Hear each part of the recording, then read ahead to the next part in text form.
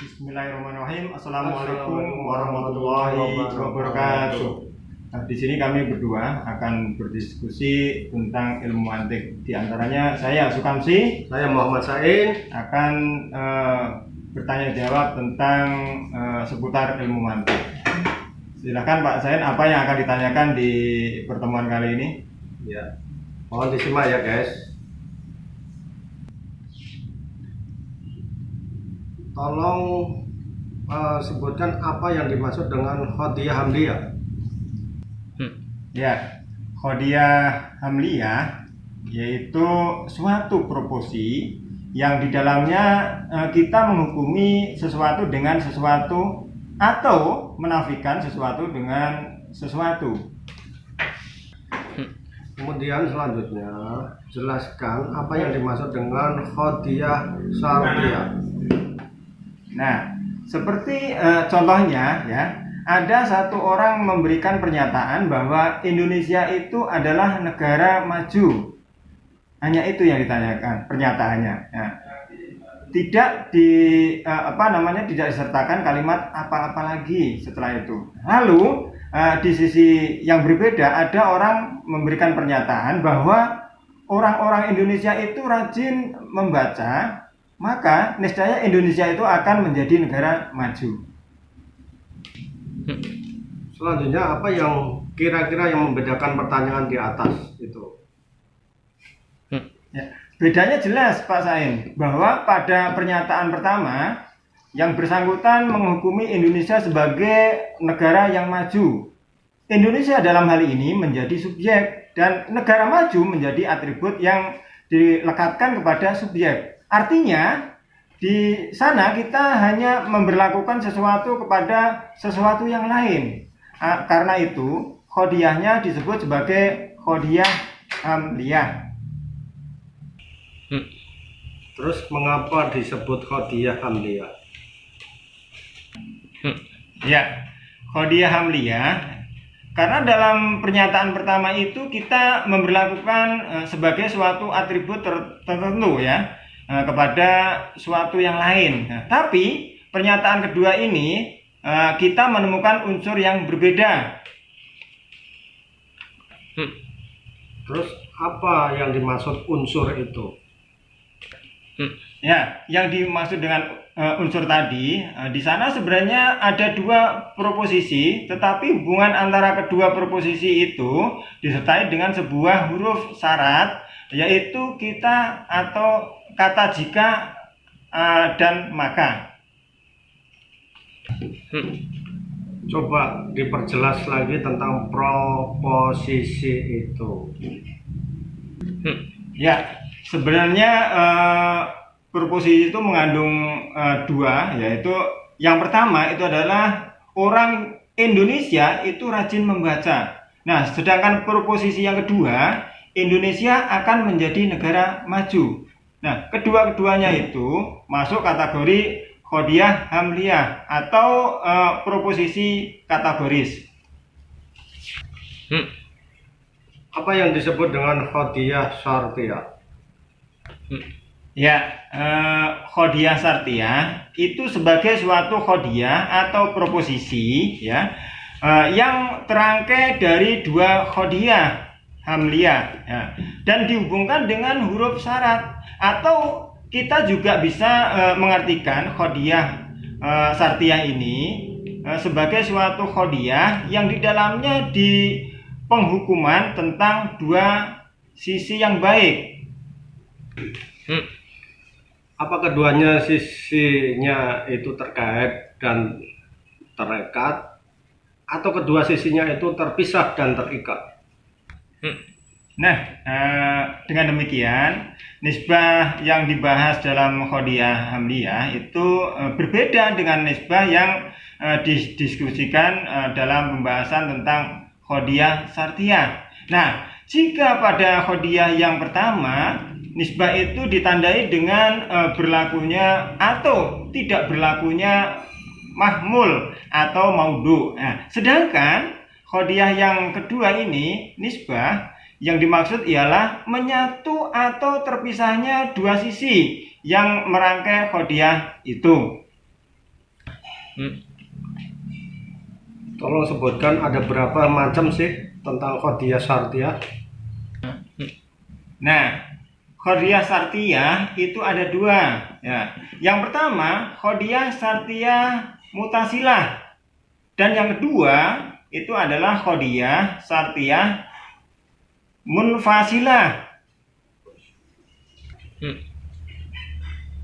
Sedangkan tolong jelaskan Qadhiyah Syartiyah Mutasilah.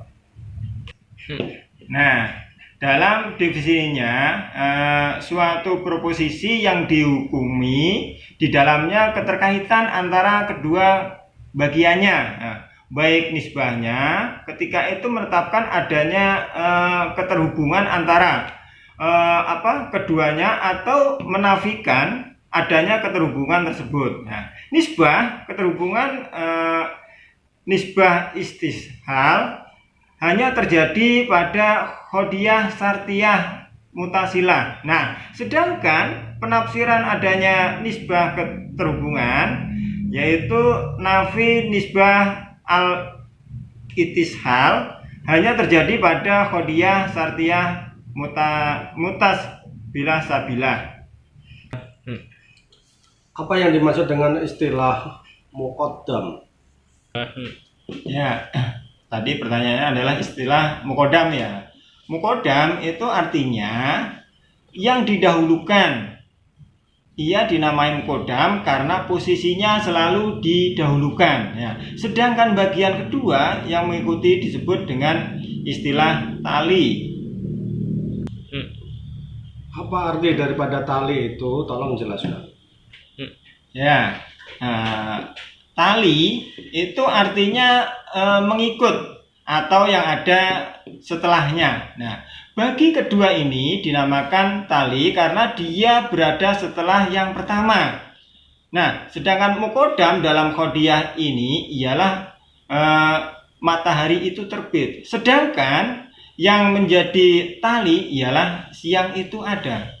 Nah, Syartiyahnya dinamai Syartiyah Mutasilah ya, karena di dalamnya mengandung penghukuman atas keterkaitan antara kedua bagiannya. Ya, Pak Sain ya, tadi kan Pak Sain sudah bertanya kepada saya. Sekarang saya mau gantian bertanya. Nah, bagaimana ilmu mantik itu yang sudah diketahui oleh Pak Sain ya. Pertanyaan pertama, tolong jelaskan tentang mafhum. Nah, tentang mafhum yang perlu diketahui bahwa makna dalam hubungan antara keduanya yaitu alaqah sahsian dan mafhum masadab. Itu ada dua yang berkaitan dengannya. Ya, pertanyaan berikutnya untuk Pak Sain, apa yang dimaksud dengan musodak? Jelaskan.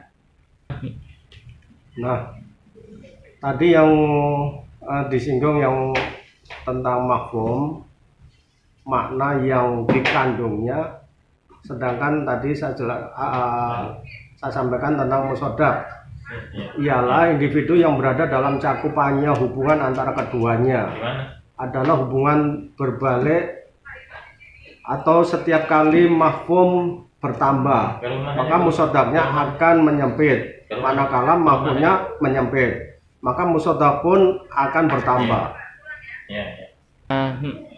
Ya, saya nanya yang berikutnya Pak Sain ya. Apa yang dimaksud dengan mahmul? Coba dijawab.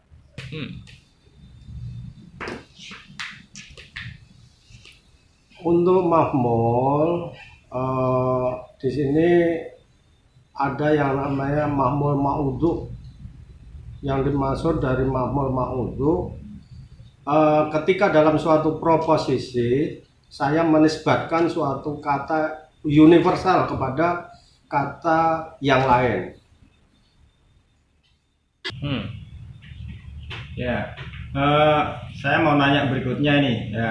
apa yang dimaksud dengan maudhu? Kalau kita kaitkan dengan maudhu, ya seperti contoh di atas, ketika saya mengatakan bahwa semua manusia adalah hewan, itu artinya saya memberlakukan mafhum hewan kepada mafhum manusia. Apakah kemungkinan pertama ini bisa kita terima? Tentu tidak. Kita akan lihat jawabannya melalui uraian berikutnya. Ya, pertanyaan berikutnya untuk Pak Sain. Ya. Dalam dohiyah, yaitu mashuran, apa sih itu? Ya, maaf Pak Sain ya. Pertanyaan kami ulang lagi. Dalam khodiyah, mashhuroh, apa sih itu? Nah, kami jelaskan tadi mengenai khodiyah mashrurah. Nah, yang dimaksud khodiyah mashrurah, yang tadi kami lanjutkan pertanyaannya mafhum, ya. Ketika yang kita maksud dari maudhu dan mahmul itu adalah mafhumnya, maka salah satu konsekuensinya yang akan kita temukan ialah kita akan memberlakukan makna dari suatu lafaz kepada lafaz. Nah, berikutnya saya mau nanya nih ya, apa yang dimaksud dengan dahi? Nah, yang dimaksud dengan dahi